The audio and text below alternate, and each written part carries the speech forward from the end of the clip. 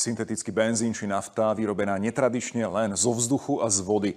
Britská inovatívna spoločnosť vyvinula bezemisné palivo pre bežné spaľovacie motory. Teraz v spolupráci so švajčiarskym tímom F1 Sauber ho začali skúšať aj pre náročné motory pretekárskych formúl.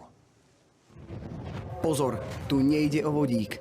Je to úplne nové palivo, ktoré spoločnosť prvýkrát odskúšala pred rokom v testovacom lete malého súkromného lietadla a zožala medzinárodný obdiv.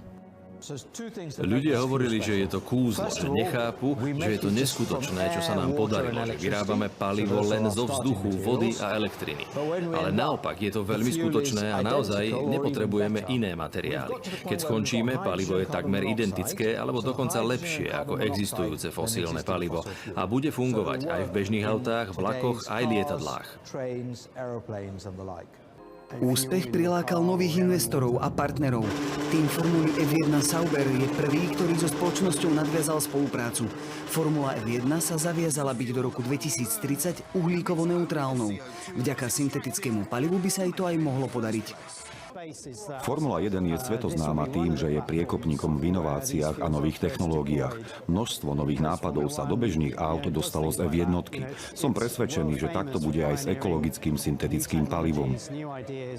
Testovací jazdec F1 je z nového paliva nadšený. Podotýka ale, že je potrebné zachovať silu a výkon, ktoré sú charakteristickým znakom tohto športu. Som rád, že môžem byť pri tvorení nového trendu a sledovať, ako sa svet posúva, udržateľne a ekologicky. Musíme sa ale ubezpečiť, že toto palivo bude mať stabilný výkon za všetkých podmienok, aby netrpel celý šport.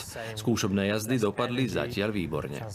Aj keď sú momentálne náklady na výrobu syntetického paliva 3 až 4 krát vyššie ako pri bežnom benzíne, dopad na životné prostredie je minimálny. Spoločnosť preto verí, že je len otázkou času, kým sa výroba rozbehne natoľko, aby bola výsledná cena priateľná aj pre bežných motoristov. Matúš Oparty, Slovenská televízia.